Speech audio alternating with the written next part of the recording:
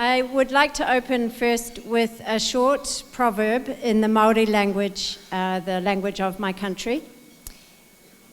E ngā iwi, e ngā reo, e ngā karangatanga mahau, ngā hau e whā, tēnei te mihi atu ki a koutou katoa.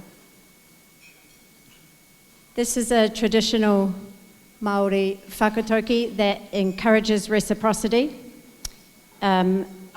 I'm going to come back to this one because I've clicked too fast. I'm a little bit nervous. I've come all the way from New Zealand and there are a lot of you here. So I'm getting too excited with my slides. And it's because I'm using my left hand instead of my right. So let me get this sorted out and we'll start properly. So the greeting that I gave you, I said, all people, all alliances, all voices, from the four winds I greet you all. I'm very honored to be here in the Philippines, from one windy city to another. I live in Wellington, and we have a lot of wind, not typhoon level every day, but quite windy, and we also have a lot of earthquakes. And so I feel an affiliation with you and with your country. More importantly, I feel an affiliation because it feels that our countries are founded on an idea of care for each other and being generous to each other, and I have experienced that very much when I've been in this country so far. I've only been here for 2 days, and so much of what I've experienced has been incredible. So my desire is that we will leave this session feeling challenged to seek new ways of being, of teaching, of learning, of researching, and of working in our own education institutions. In a time when values-based education is being challenged by a neoliberal world order that prioritizes money over people and productivity over care, it's more important than ever to return to the values that drive an education which can actually transform lives, not just fill bank accounts. Where love and care for each other take priority over the pursuit of individual success. Where courage and critical thought are encouraged, rather than a culture of fear and compliance. Where quality means that teaching, I'm doing it again. Where quality means that teaching is changing lives, not that teachers are being surveilled. I hope you'll enjoy what I share with you today, and I look forward to learning from you all as well, because you will have some work to do too. Right, now we really are going to the next slide. So this is a picture of a kete, a woven basket. And the proverb that I've got on the screen is no te raro, naku te raro ka ora te iwi. With your food basket and my food basket, the people will prosper. And the idea is that by sharing with each other, from one tribe to another, everybody thrives, instead of keeping things to ourselves. So today I want to learn from you, and I hope that you will also learn from me. And to get things started, because my elderly mum likes to know where I am and what I'm doing, I'm just going to take a quick selfie with us all to send to my mum, if that's okay. Everybody smile.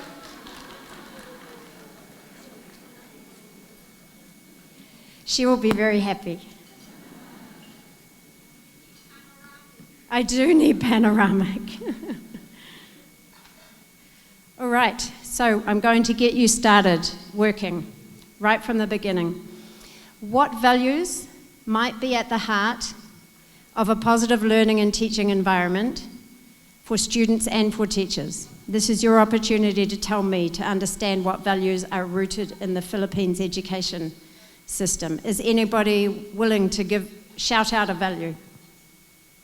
Brother Bernie. Compassion.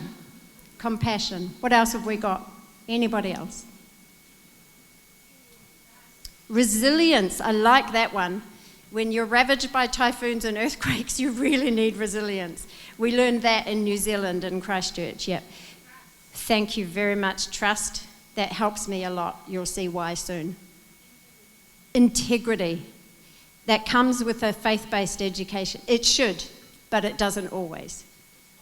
Responsibility, yeah. Cooperation? Oh, collaboration, same, but different. Cooperation and collaboration, yep, I like those.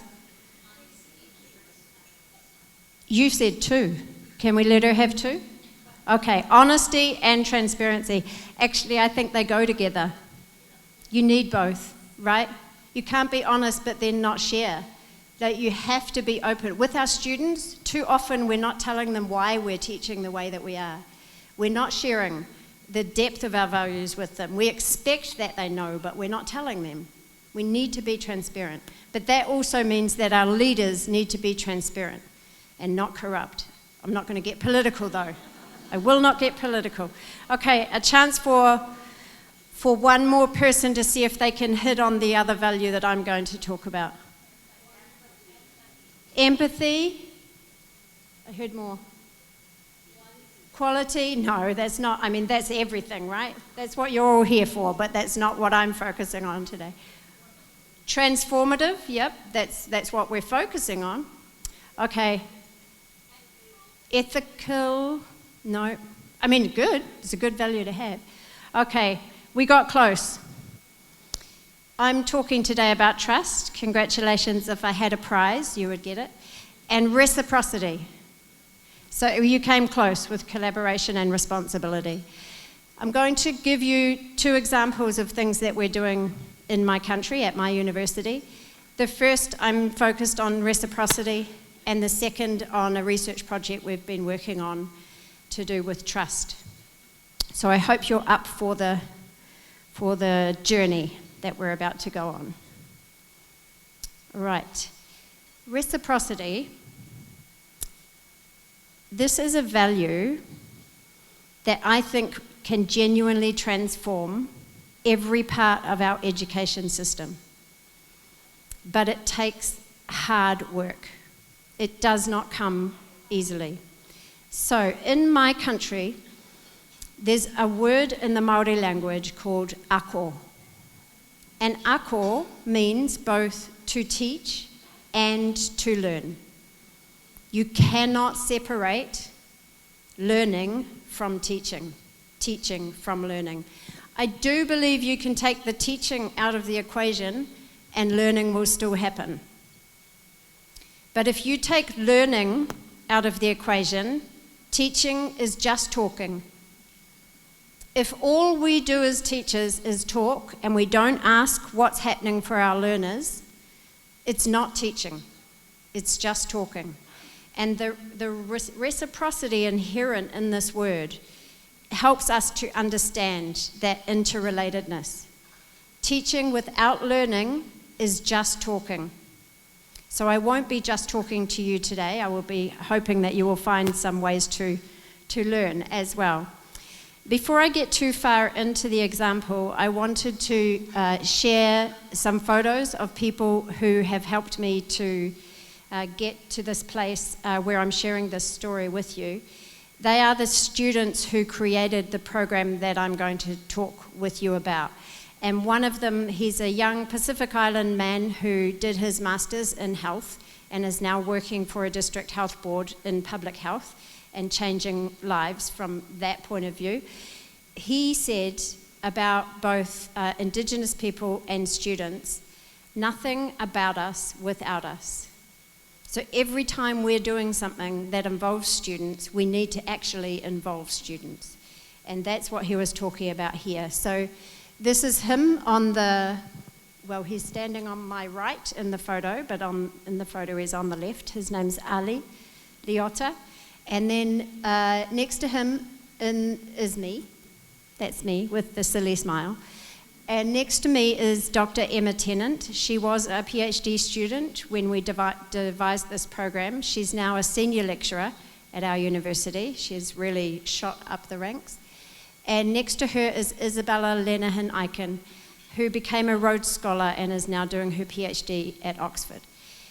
And these 3 people helped to design this program that I'm going to share with you. And normally I would have a student with me co-presenting, but it's a long way to come and they've just finished their exams. So I've brought them with you in spirit. And the other person I want to acknowledge is Osman Symes-Hull, who came into the program a little later and became a coordinator, and then actually changed his degree from science and became a school teacher.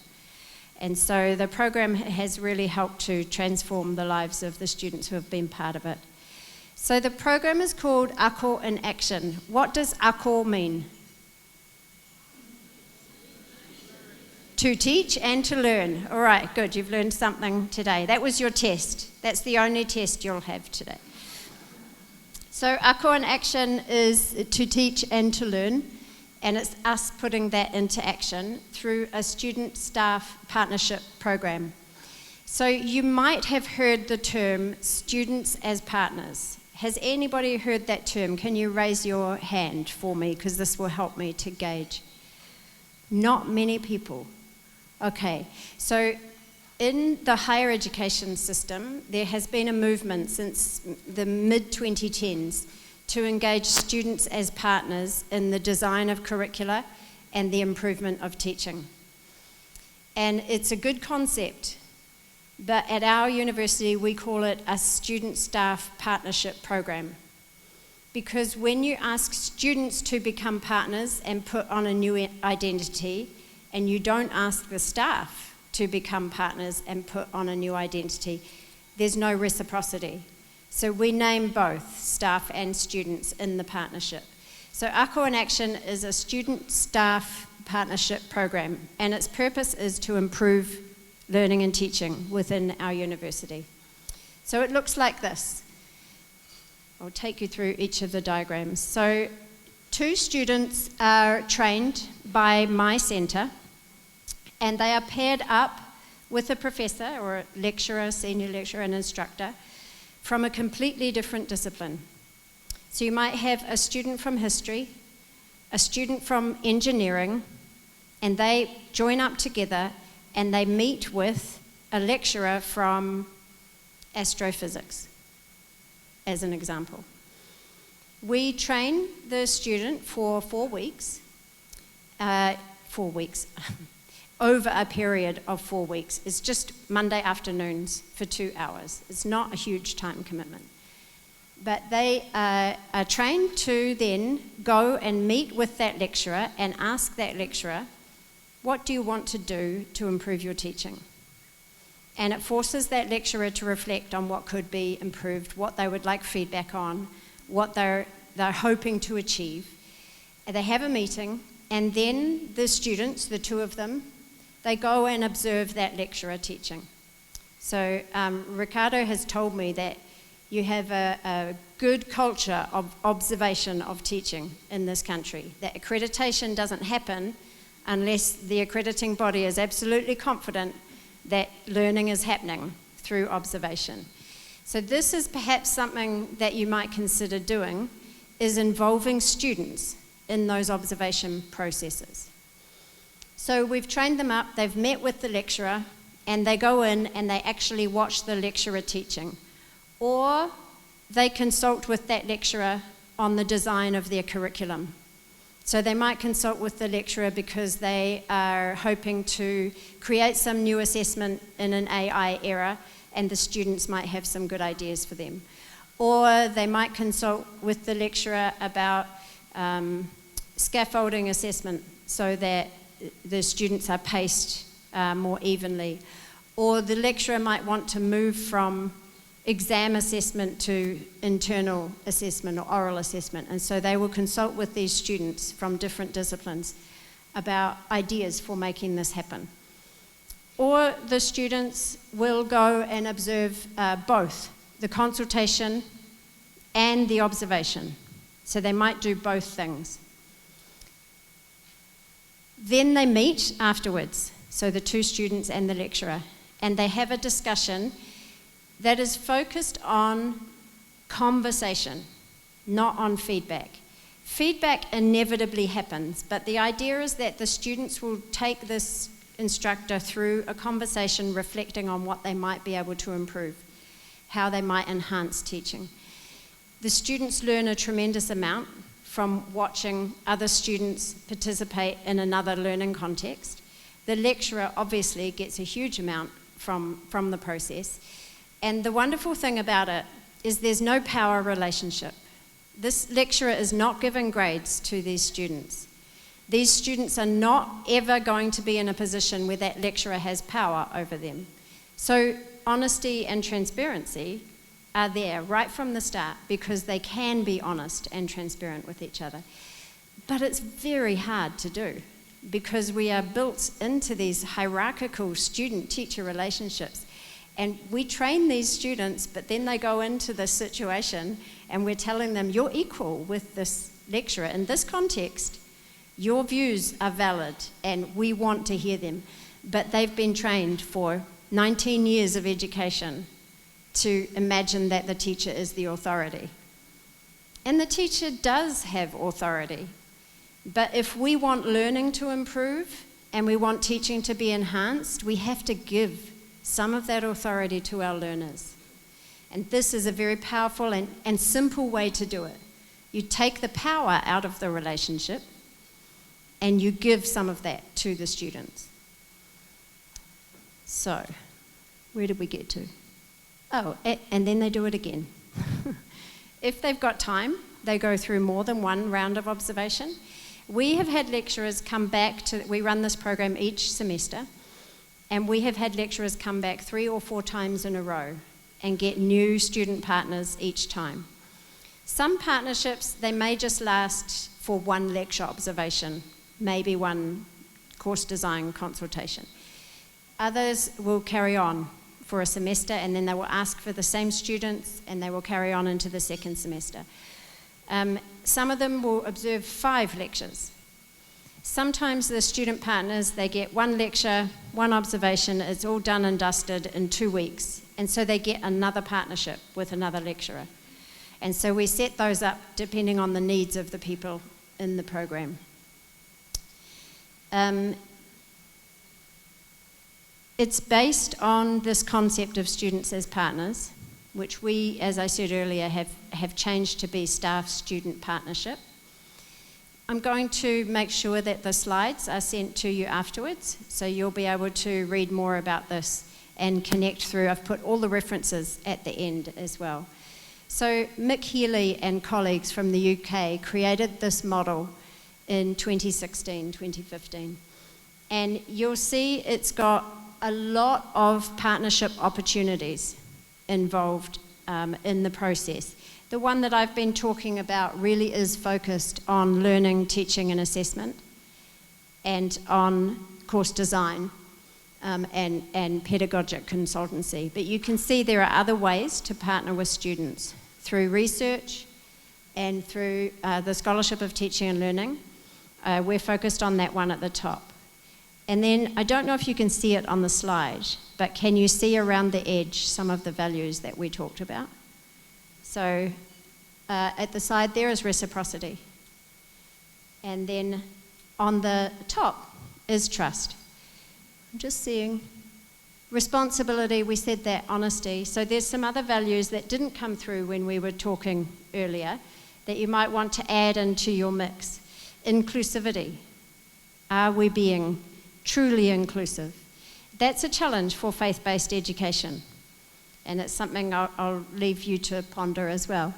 Authenticity. I think this is an important one, and it makes a big difference for learners if teachers are authentic and if they are sharing bits of themselves with their learners.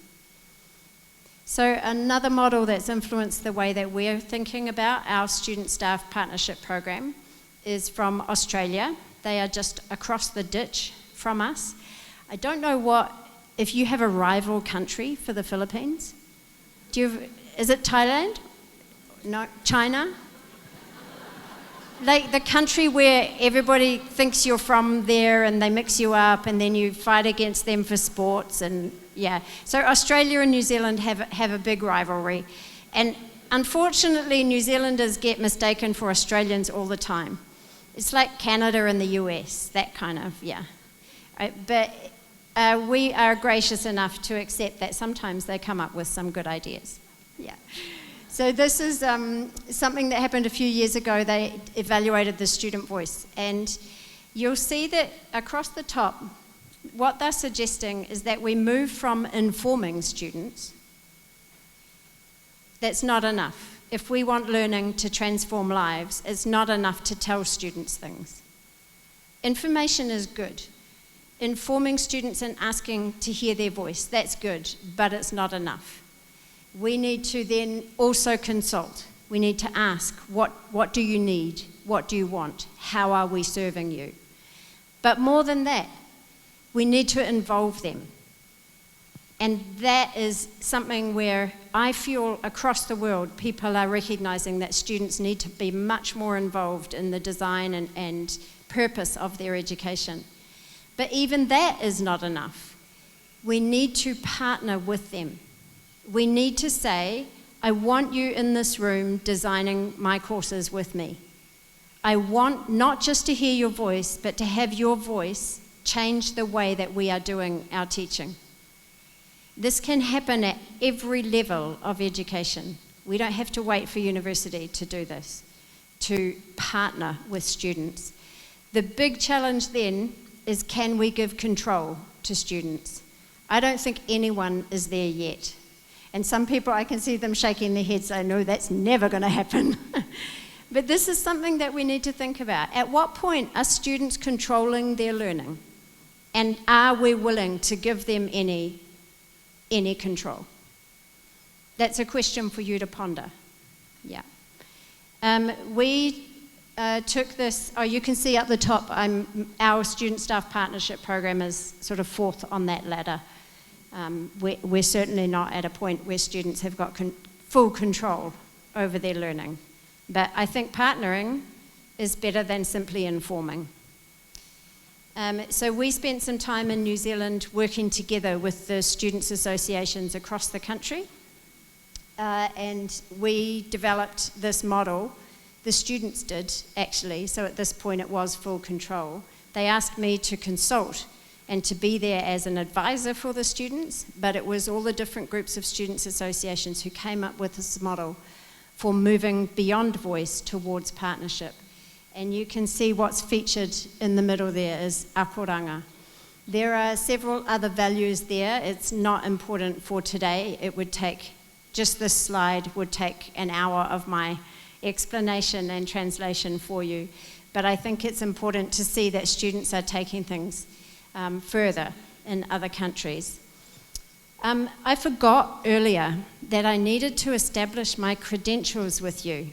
So I just said that the Ministry of Education asked me to advise the students on this partnership model, but I needed to follow up on Brother Bernie's alphabet soup of acronyms.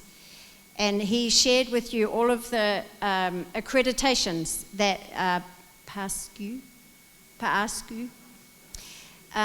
has, and he was rattling them off like a song. It was beautiful. And I thought, I can let you know that I have lots of acronyms too, not me, my university. So at my university, we are proud that our business school is one of, in the 1% of schools in the world to get Triple Crown accreditation. Do you know, have you heard of that one?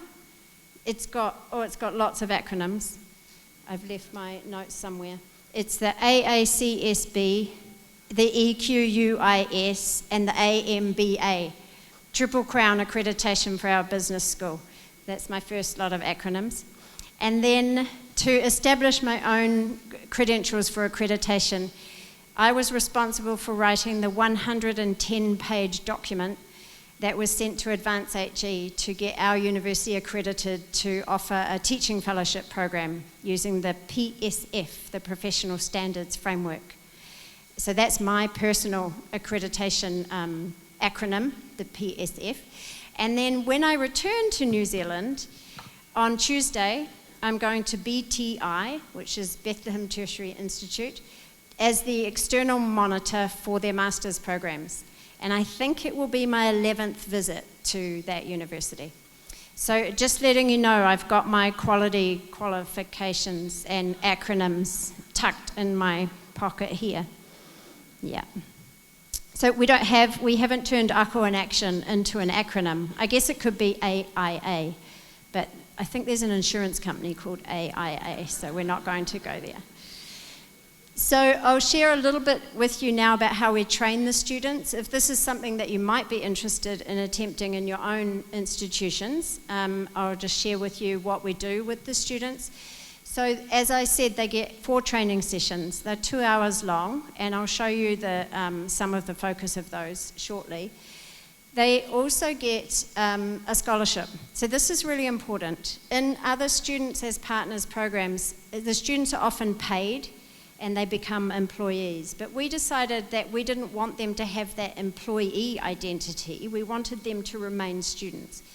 So we recognised their time and contribution with several different options. So we have extracurricular leadership programs that the university offers, and students get points towards those. And when they finish their degree, they can finish with a degree and with a certificate that they've got this leadership qualification as well.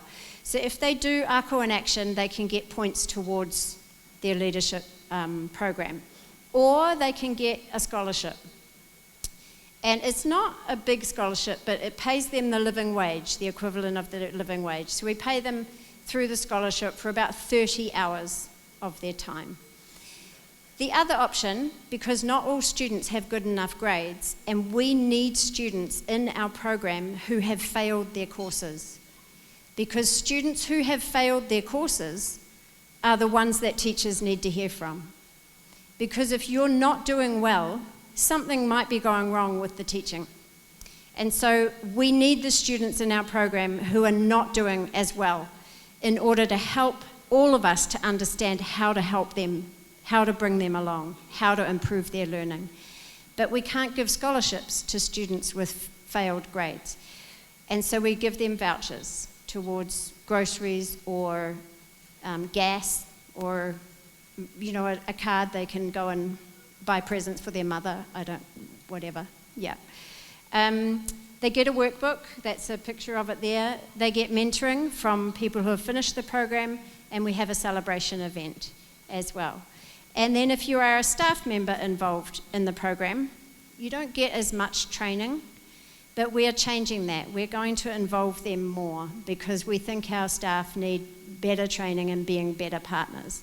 So that's something we're improving for next year.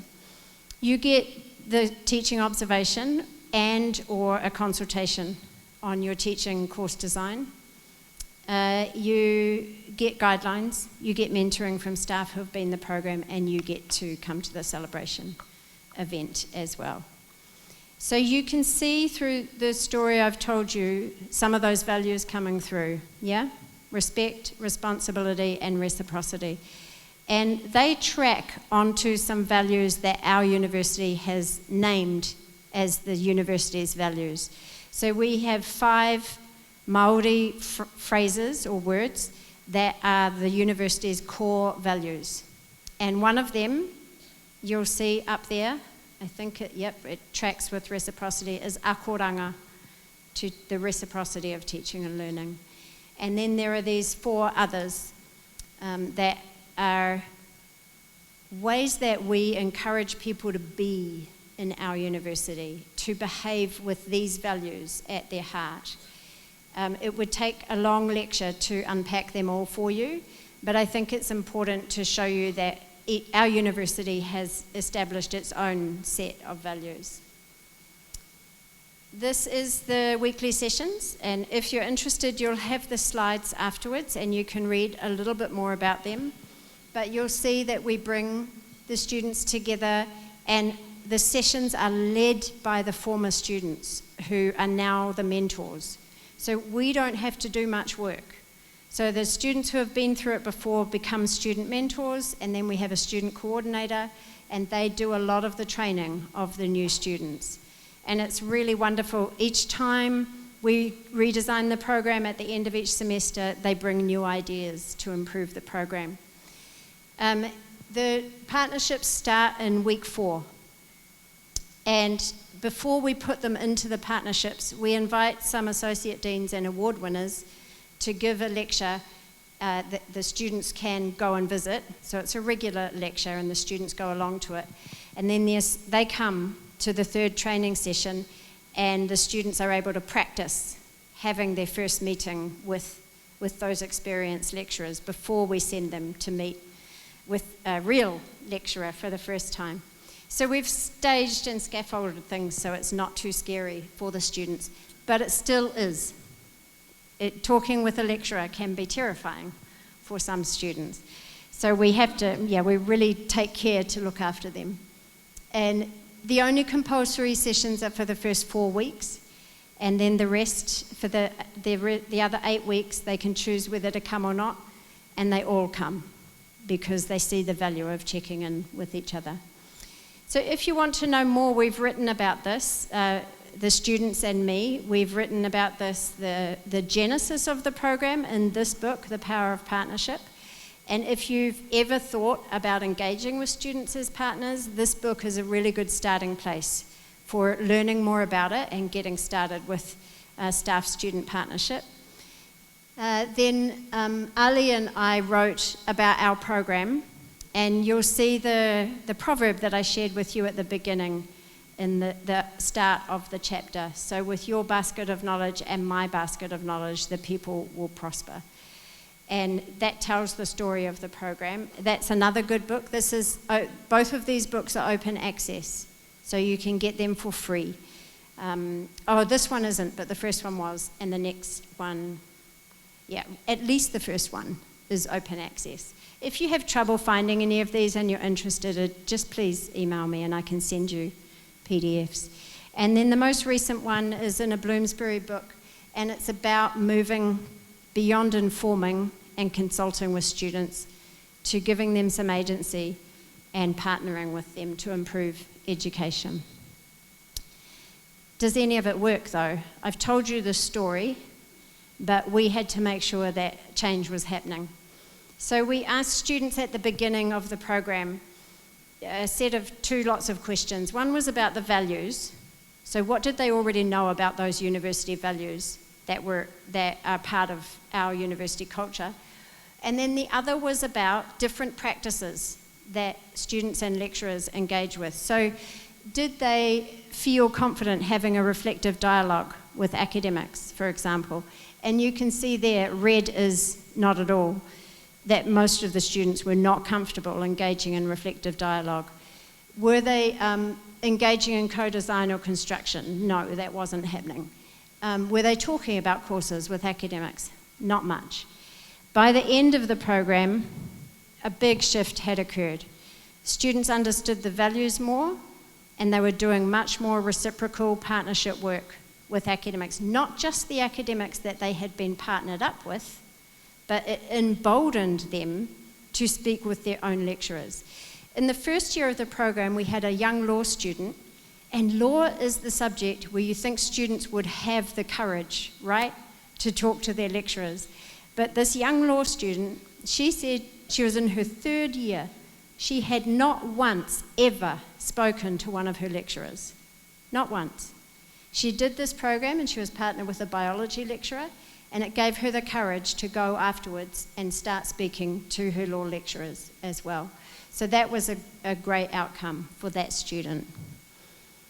And what the students recognise, I've started to realise that teaching and learning are so intrinsically linked that teachers really are lifelong learners, and the academics who participate in ARCO in Action demonstrate this. So the students recognised that teachers are learners as well. We all need to keep learning and to be learners.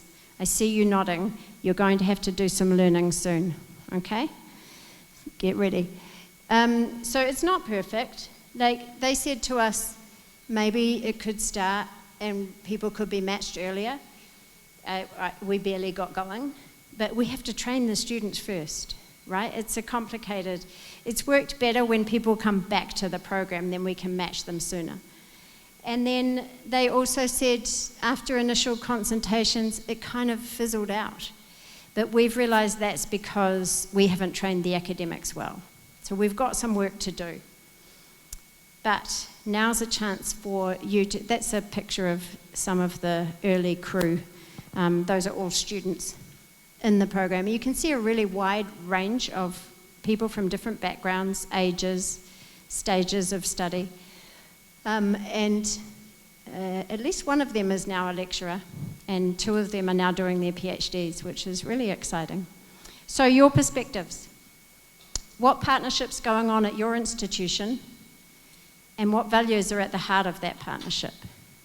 So just take a minute at your tables. We'll take literally 2 minutes and share if any partnership is happening, and if it is, what are the values at the heart of that partnership? Okay, 2 minutes. Can you help me and give me a signal when 2 minutes is up? Yeah, okay, chat. 2 minutes, these questions. Is there any table where someone had a partnership model or a program happening? Just raise your hands if you were able to share about a partnership program. Anybody? You don't have to tell me. You've got one? You don't have to share, I just want to know. Are there partnership programs happening? Hands up if there are partnership programs happening. 1, 2, 3, 4, 5, 6, 7, 8. Okay, so the Philippines has some work to do to make some more partnership programs start to happen, right? Agreed? Yes. Okay. So the first task for you when you go back to your institutions is to ask other people, how are we partnering with students to improve learning at this institution? Hands up who's from a basic education place. Is that what you call it? Basic, like primary? Yeah, and high school as well? High school, hands up if you're from basic education. Okay, keep your hand up if you are partnering with students to improve learning. Okay, next year when you come back together, ask the same question and see if more hands stay up, okay? Hands up if you're from a higher education institution. Okay, leave your hand up if you're partnering with students to improve learning. Ooh, higher education thinks they're partnering with students to improve learning. I think you can all be talking with each other more about your programs, okay? We don't have time to share all of the work that you're doing. We're going to move to the next value that I want to talk about, which is trust. So we've talked about reciprocity, and we're going to move to trust, I hope.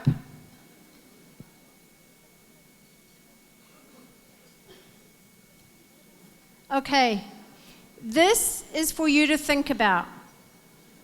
I will ask you about this shortly, but I'm giving you a chance to think about it.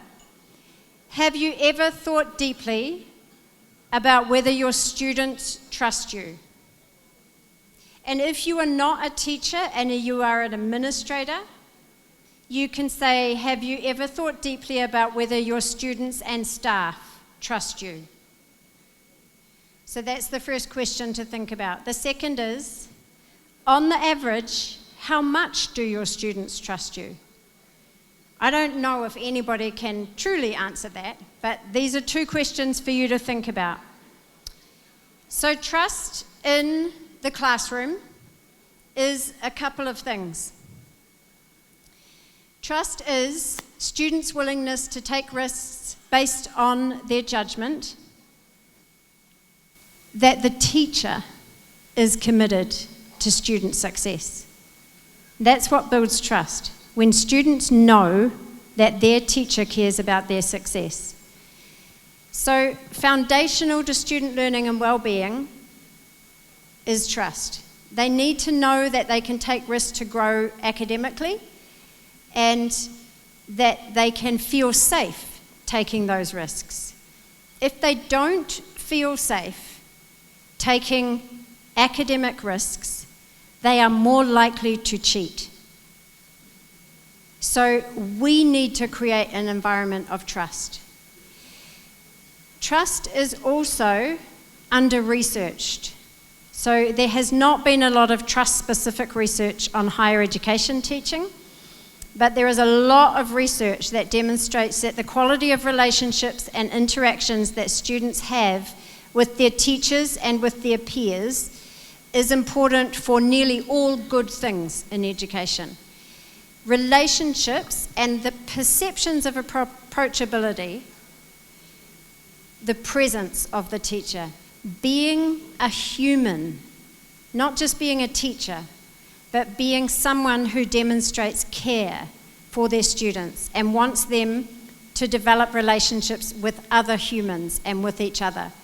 It matters a lot for student experiences. Trust is the foundation of relationships. So in the second definition, I unpack what student success, committed to student success, means. This is not about the instructor, but about the student trusting the instructor, and that's important. Students need to trust the instructor and also each other. But the instructor also needs to trust the students. And we need to create a learning environment where that's possible. Trust is dynamic and it's contextual. It is constantly changing and responding to what's going on. And we've recently published a special issue of a journal that talks about we need to focus more on trust-building processes than on trust itself. That's a little bit deep, but feel free to read that special issue and you can find out more about that. So trust is the perception that the instructor understands the challenges facing students as they progress through the course, accepts students for who they are, and cares about the educational welfare of students. Trust in the university classroom and in other levels of education is not evenly distributed. There are significant variations of student trust in faculty and in the institution by race, by first-generation status, and by family income. We have a lot of work to do to create more inclusivity in education, and in working towards inclusivity will help with building trust. Trust is also not necessarily high among students, so they don't necessarily trust each other.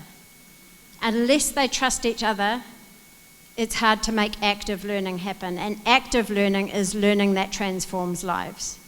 If we sit passively and expect our students just to listen to us, there's no guarantee that any lives will be transformed. So, I come back to those questions that I asked you. Have you ever thought deeply about whether your students or staff trust you? And on the average, how much do they trust you? So I want you to talk again at your tables about that. 2 minutes again, and this time I will seek some responses. 2 minutes answering these questions. Okay, I'm going to come over to this side of the room. We talked at the beginning that honesty was really important, right? Honesty is important. We've established that already. The religious leaders told us that honesty is important. Have you ever thought about whether your students trust you? Honestly, had you ever thought about that before? Some people are shaking, some people are nodding. Maybe half and half. What about this group? Had you ever thought about it before? Yes, you had. Yep. No, you hadn't. Yes, you had. I hadn't. I had never thought about whether my students trust me. I had assumed that they would trust me. I had made the assumption, but I had not gone deep enough to work out actually, why do they trust me? How many of them trust me? What have I done to make them trust me?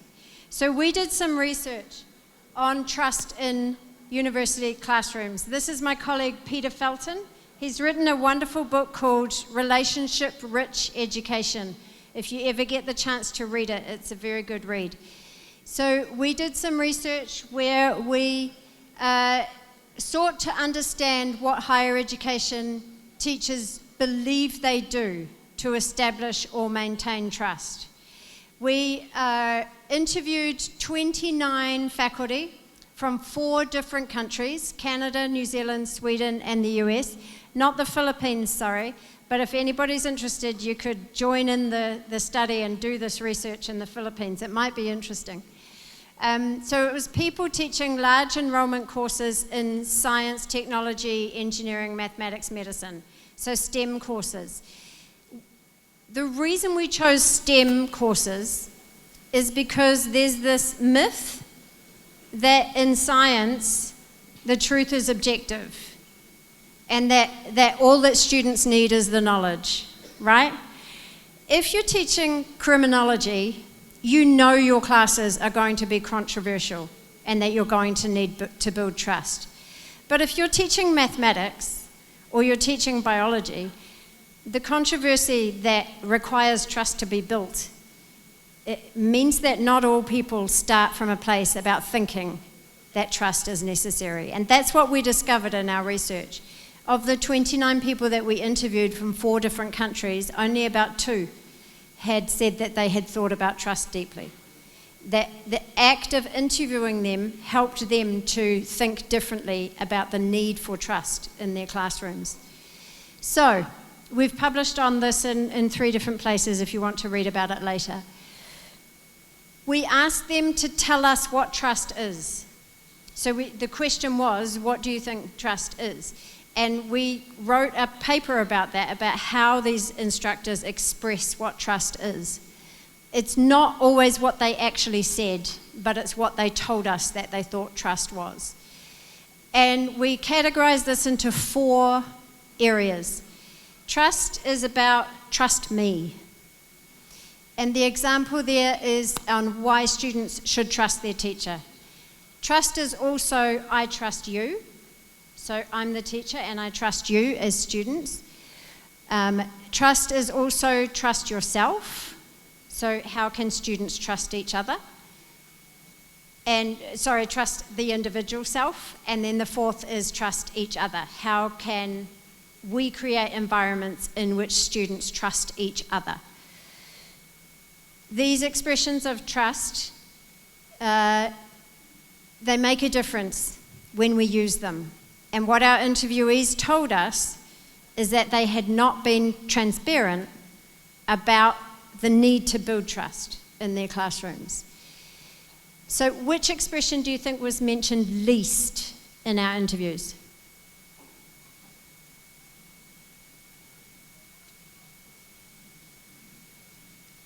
Ricardo thinks trust each other. Any takers for another one? Trust yourself? No. We're breaking it down. There's only 2 more options left. I trust you. The reason we think that was mentioned least often is because we were actually asking the lecturers about trust and what they do that builds trust. And so the interview situation, we think, probably set it up so that they were focused on what they do. But also we had taken an appreciative inquiry approach to this because we really wanted to get away from academic integrity and cheating and plagiarism, which is what a lot of the trust research focuses on. A lot of trust research in education focuses on how we do not trust our students. And that is a sad place to start from. And starting from, I trust you, is a powerful way to begin any learning situation.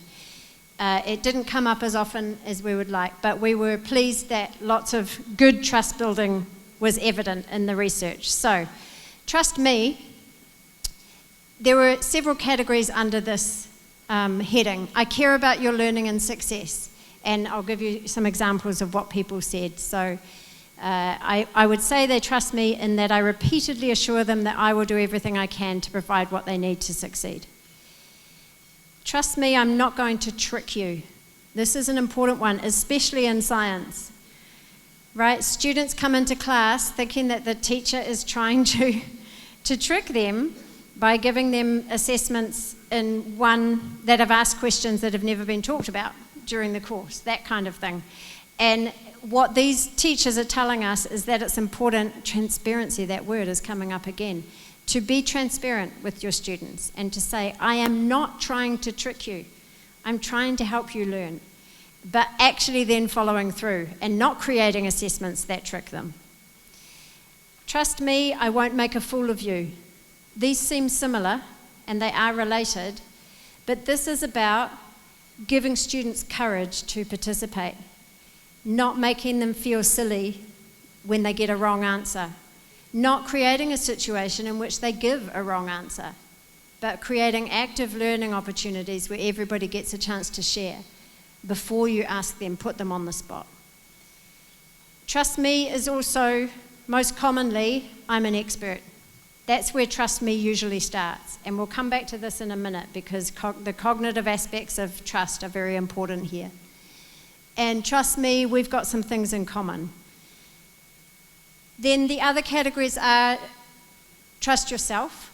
And there's an example of a quote there. They get in the habit, oh, I've seen this before, so they don't panic, as if they've never seen it before. They know, okay, I've just got to focus and think back and prepare myself for what he's about to tell me, and they know where to look for things. So creating an environment in which students trust that they can do this.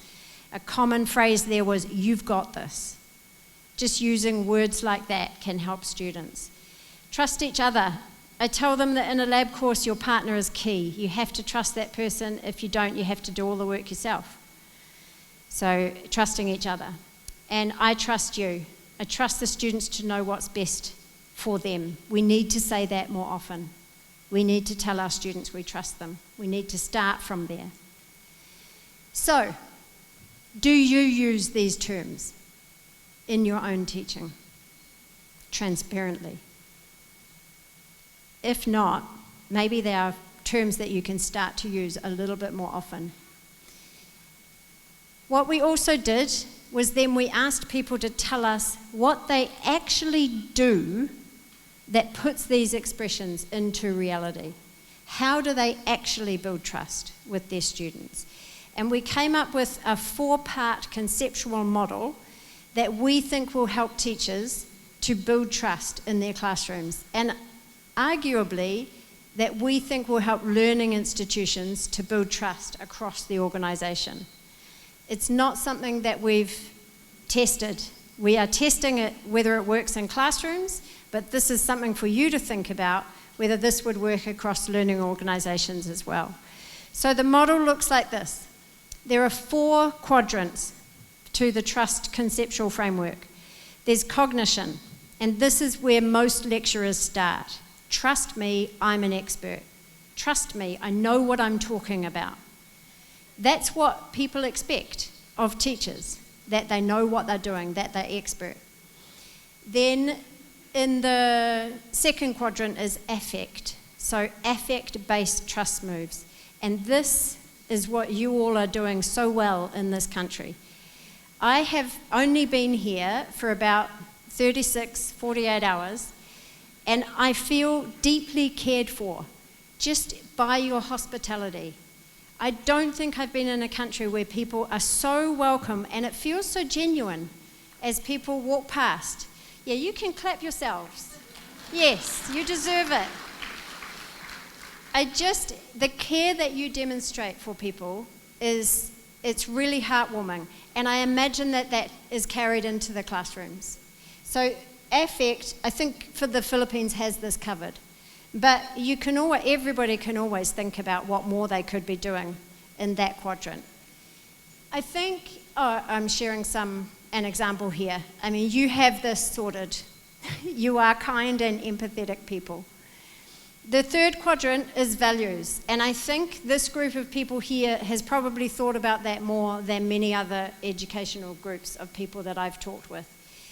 You talk about, Brother Bernie's talk, the minister's talk. Values were at the heart of what you're trying to do in this country with your education system. But you have to be explicit about that in your classrooms. It's not enough to have these values. You have to talk them and you have to live them. So that's the third quadrant. And the fourth quadrant, if any of you have done any research on trust, you'll recognize those first three, because the trust models in the psychological literature and the organizational literature, they talk about cognition or behavior, affect, and morals or values. But we found there was this fourth category in the interviews that we did, and that's identity. Identity-based trust moves are necessary, especially when the teacher is different from the students. So where you have a situation in my country, for example, in STEM subjects, where the teacher is a white, cis male in his 50s who's been in the university for 20 years, and many of his students are young women, queer, from overseas, indigenous, completely different from him, why should they trust him? And why should he trust them? How do you create trust with people who are different from you? And that is happening more and more. Even in the Philippines, as I understand it, there are people in your institutions who are not the same as the people doing the teaching. And we need it as an, I was going to say as a nation, I mean as a world. As a world, we need to work harder to understand each other's differences and where we're all coming from. So identity-based trust moves are very important. So an example of values, I talk about this in the first lecture, that I'll be on time, I will do what I promised, I will be clear and precise and fair, and I also expect them to behave in the same way. So that's values-based. Cognition, I start by telling them that I was a programmer in industry. This is important to gain their trust. They are going there and I've been there. We can easily understand that one. And then identity. I will share pictures of my children to show that you can have it all. It's not unusual for a student to comment that, I didn't know you could have children as a scientist. I think it reveals a little bit more of what I am as a person and makes me into a more three-dimensional person. This was obviously a woman teaching in science, because it's not unusual for a man scientist to have children and still have a job. But for some women, it's harder, and we want our women to know that they can have children and a career and enjoy their lives. So, what trust moves do you or could you use in your teaching or in your learning organisations? I've put the QR code to the article about trust moves there. I don't know if it will work. It doesn't matter if it doesn't, because you'll get the slides afterwards and there'll be a link to the article. It is an open access article, and if you do make it work and scroll down, the model is in the article. But what I'd like you to do, we do have time, so we're going to actually spend some time at our tables, and I'm going to split the room into 4. Okay, this is going to be hard, but we'll make it happen. So if this is the middle, are the numbers? Oh, letters and numbers. No, can't do it that way. Okay, if you're on that quarter of the room, you're looking at cognitive-based trust moves. Okay, so what is happening at your places? What are people doing that is building trust in the cognitive quadrant? If you're in this bit, in the second quarter, you're looking at affect-based trust moves. So at your tables, you're talking about what are you doing at your institutions that builds trust in the affect quadrant. If you're in this quarter,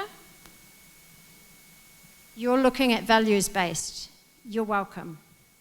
Because I feel like that's the easy one for you guys.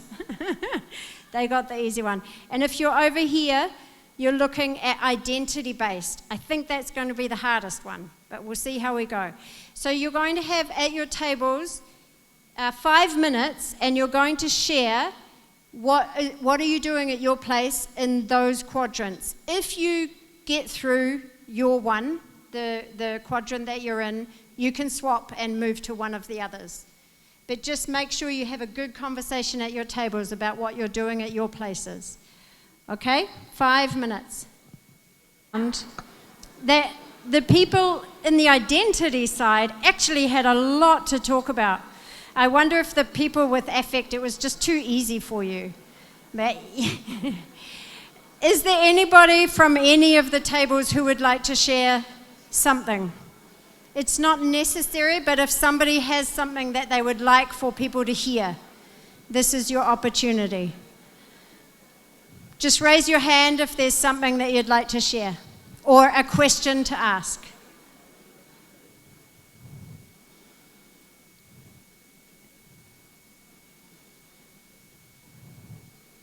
Looking, this is a wide room to look around.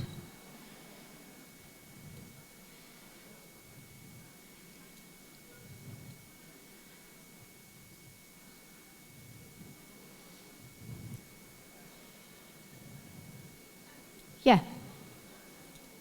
If you want to. Yeah. Okay, we have a question here.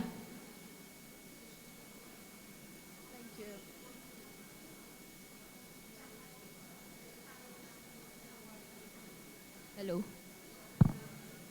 There you go, it's working. Hello. Okay, we have a question.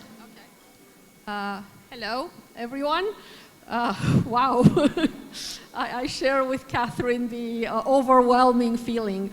I guess this is very important, and thank you, Kathryn, for giving us the opportunity to think about these things. It's not really a question, but on our table, and maybe this is something that we can all empathize with, we were discussing how difficult the role of the teacher is and continues to be in the way things are changing and the way our learners perceive us. And this is also because, personally, I work in higher education.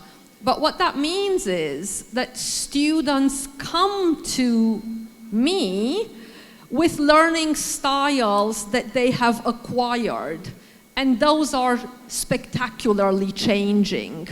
So whether I have a journey to take them on, and I know from A to B, it can very well mean that I first have to rewire, readjust, pattern what is happening with their thinking and their learning before I can start my journey. Mm-hmm. And that's very challenging for all of us in the room that do stand in front of a classroom with new students or new learners every year. Mm-hmm. And I think this is why this is particularly important, because it gives us that opportunity to pause and think, how can this maybe help the evolving role that we have? Thank you very much. Thank you. You know the saying, trust in the process? Who's heard that saying before? Trust in the process? We shouldn't be trusting in the process. We need to make the process a trusting one. We need to make different things happen. And so it's us who build the trust, whether we are leaders, administrators, teachers, or learners, and we have to do it together. So I have a few things to share with you and then a job for you to do. So students who trust professors and peers are more likely to take intellectual risks and to thrive in college and school. This is important in the age of AI. How are we giving students the safety to take risks? By trusting them. We need to intentionally build trust with and among students. We can't trust in the process. We have to make the process happen ourselves. Learning and talking together, we break the notion that our experience of gaining knowledge is private, individualistic, and competitive. By choosing and fostering dialogue, we engage mutually in a learning partnership. And that's a quote from the amazing Bell Hooks. If you've never read her work, it's a good place to start. So think about what we've talked about today. What are one or two things that you can do to build trust with and among your learners or your staff or your organizations? What can you personally do to build trust? I'll just give you a little moment to think about that quietly as individuals. I know you're at faith-based institutions, you're used to taking quiet reflection time. This is your chance. What will you do that will build trust in your organization.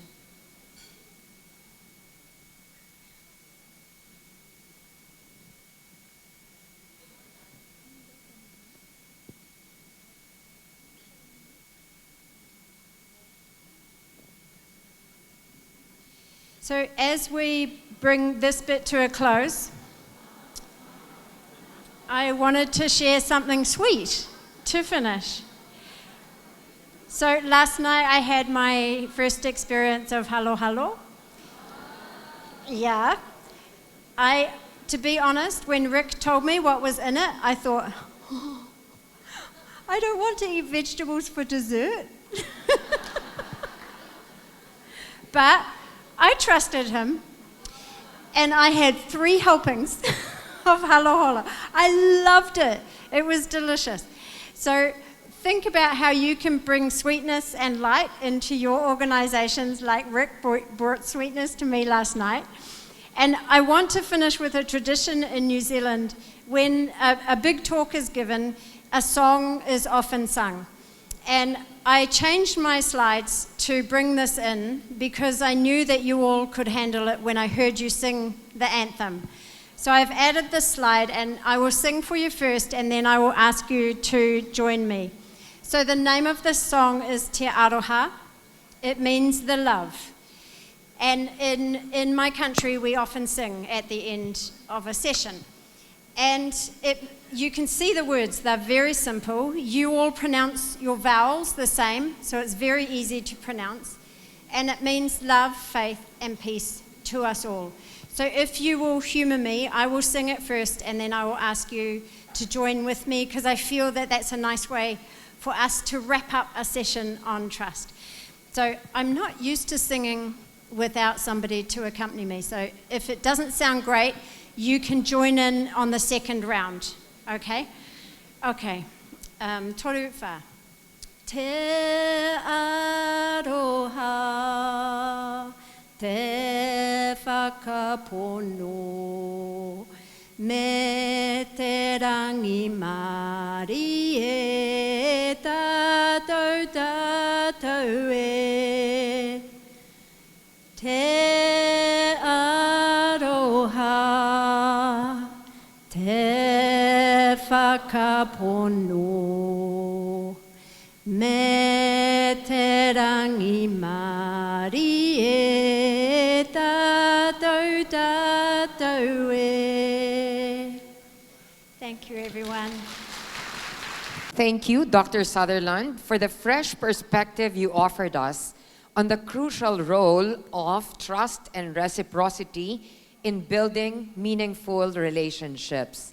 Now, I'd like to call on the stage Brother Bernie and Ms. Cess, please, to offer the plaque of appreciation.